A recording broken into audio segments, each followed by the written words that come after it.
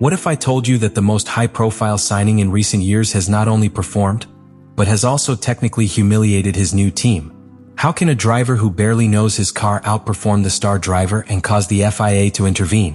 What just happened with Lewis Hamilton, Ferrari, and Charles Leclerc in the Barcelona tests is much more serious than it seems. Stay, because what you are going to discover changes the outlook for the 2026 season completely.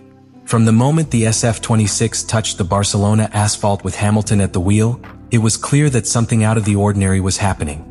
It was not a simple encounter between a legendary driver and a new car.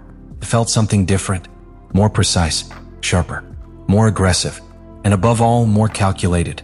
Lewis Hamilton had not come to Ferrari to adapt. He had arrived to impose his own technical language on the car.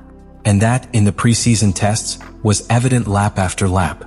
During the week of testing, Hamilton was not only the fastest driver, closing the final session with an impressive 1 minute and 16.348 seconds. What was truly amazing was how he built that performance from the early days. While other drivers worked conservative runs or gradually fine-tuned settings, Hamilton adopted a diametrically different strategy: full exploitation of variable conditions. When rain fell on the Catalunya circuit on Tuesday and most teams opted to stay in the pits, Hamilton did the opposite. He went out on the track, and not for an installation round. He did 57 laps in the wet. Nobody else did.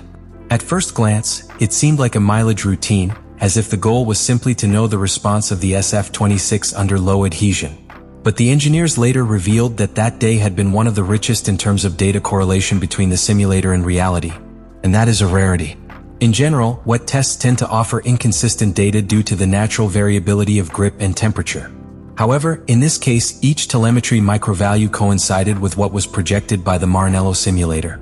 The engineers looked at each other, incredulous. It was not common to see such an exact correlation so early, much less under mixed conditions. That not only validated the quality of the car, it validated, above all, the surgical precision with which Hamilton executed. But the impact did not stop there. The real surprise came when the comparative data was analyzed. Under dry and wet track conditions, with similar setups, Hamilton's lap time was consistently 4 to 6 tenths faster than Charles Leclerc's.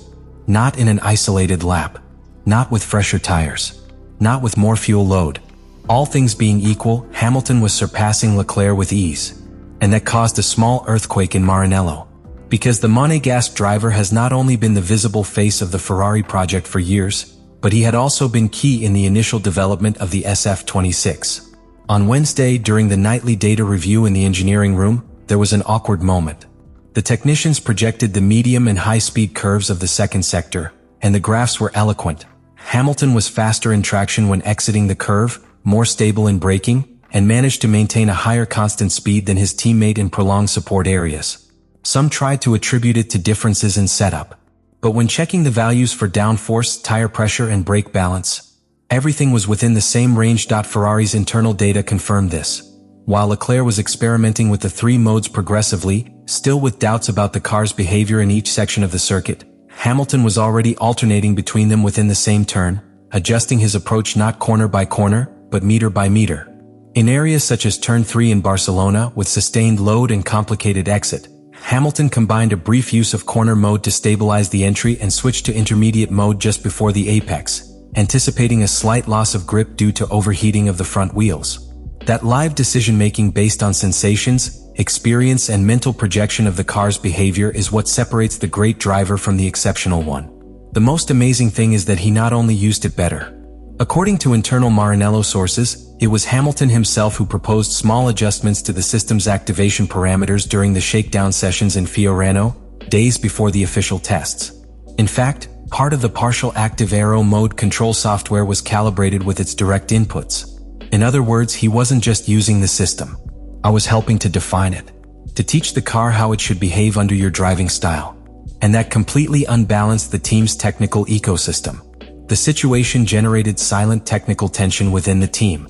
The engineers were divided between 2 realities: perfect telemetry that told them that the car was fast, and a star driver, Leclerc, who felt less and less comfortable with the answers he received. Some began to question whether it would be necessary to develop more customized setup versions for Charles. But that, in the Ferrari ecosystem, implies doubling resources, dividing efforts, and, above all, assuming that the 2026 project, at least in terms of technical philosophy, already has a new reference: Lewis Hamilton. The question now is how long Leclerc can continue to adapt to a car that evolves around his teammate. Because in Formula One, the technical advantage does not always come from the design. Sometimes, like this time, it comes from the pilot first understanding how to activate it. And when that driver is also a 7-time world champion, the gap that is created is not only sporting, it is structural. The real earthquake was not felt either in the curves of Mont Mello or in the chronometers. The epicenter was located in the FIA technical offices and in the silent corridors of Maranello. Because what seemed to be just an excellent individual performance by Lewis Hamilton in the preseason tests transformed, in a matter of hours, into a technical, political, and emotional crisis within Ferrari and, more importantly, into an investigation opened by the highest regulatory body in world motorsport. When FIA observers began analyzing the data provided by Ferrari at the end of the third day of testing, something immediately caught their attention. Certain values in the recording of dynamic pressure, top speed, and aerodynamic response of the SF26 showed fluctuations that, although technically within the regulations, suggested a more aggressive and innovative use of the active aerodynamic system than was expected for this testing phase. The system, officially introduced in the technical regulations for 2026, is still being evaluated by the teams with some room for interpretation. And Ferrari, with Hamilton as the main operator, could have found a gray area in the regulations and exploited it with millimeter precision. The FIA, without passing judgment, requested the raw telemetry data of car number 44. This is a common procedure, but its application so early in the season, even before the first official race, is highly unusual. Even more so if we consider that the requested telemetry includes not only information on the aerodynamic load mode, but also on the energy management system, braking distribution, and use of the 3 active aerodynamic modes. All of this points in one direction: the possibility that Hamilton has mastered from day one a system so advanced that it is now forcing regulators to set clearer limits for the rest of the grid. Internally, some engineers are already talking quietly about the SF20SIXS Hamilton drift. And they don't say it with malice. They say it with surprise. Because many of the decisions on suspension geometry, aggressive throttle mapping, and aerodynamic mode design were made before Hamilton signed his contract. And yet, it is he who has managed to interpret and exploit those characteristics most effectively. Some even see it as a chance coincidence. Others as a sign that the car had been unconsciously designed for a profile like theirs. This situation raises a silent but potentially destructive conflict. If Leclerc fails to match Hamilton's performance in the coming weeks, his status within the team could deteriorate. Not due to political decisions, but due to pure technical dynamics. Developments, updates, and strategic decisions will begin to revolve around the driver who best communicates with engineers. And so far, that driver is Hamilton. Ferrari, for its part, finds itself in a paradoxical situation. Technically, they are at their highest point since the Schumacher era. The car is competitive. The correlation between simulator and track is solid.